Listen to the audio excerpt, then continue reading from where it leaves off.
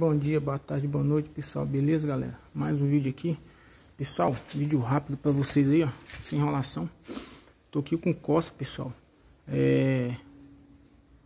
Corsa aí, Corsa Classic. Mas serve para outros modelos também. E até mesmo outros modelos de carro aí. Pessoal, o que acontece? Esse carro chegou pra mim aqui. Pra mim tá fazendo a substituição aí do jogo de vela. Ali. E a bomba de água aí que já não tava legal, tava deixando o carro, fazendo o carro superaquecer aí.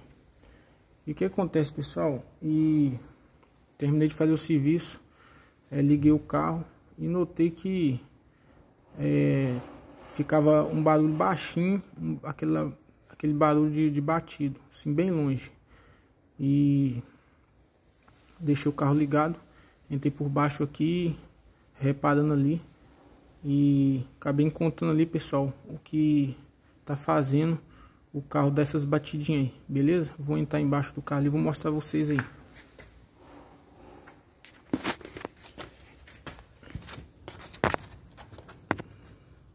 Aqui, pessoal, ó. Ali, ó, isso aqui é o cárter do carro, tá vendo? Ele não tem protetor de cárter. Ó, esse aqui é o cárter dele. Você tá vendo como que tá pra dentro ali, ó? Ó, bateu em alguma coisa aí, ó. Um meio fio, subindo meio fio. Ou andando na roça e pegou em alguma pedra. Ó como que ele afundou. E o que que tá acontecendo, pessoal? A biela tá descendo ali, ó. Tá descendo ali e pegando um pouquinho aqui na parte aqui do cárter por dentro. Porque ele deu essa amassada e tá pegando um pouquinho por dentro ali, ó.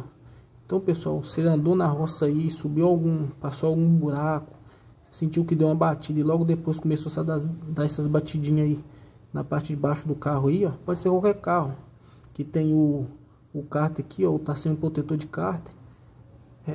Deixa o carro ligado e repara aqui, ó, para ver se não é o cárter de vocês aí que tá amassado aí, beleza, pessoal? O barulho parece até que é o cabeçote batendo, parece que o motor tá dando defeito, mas não. Nesse caso aqui, é esse amassado aqui que tá fazendo esse barulho. A biela abaixa, pega aqui um pouquinho, ó, e fica batendo esse barulho de tec aí, beleza, pessoal? Gostou do vídeo aí, dê o like, se inscreva no canal que não for inscrito, tamo junto, pessoal, valeu!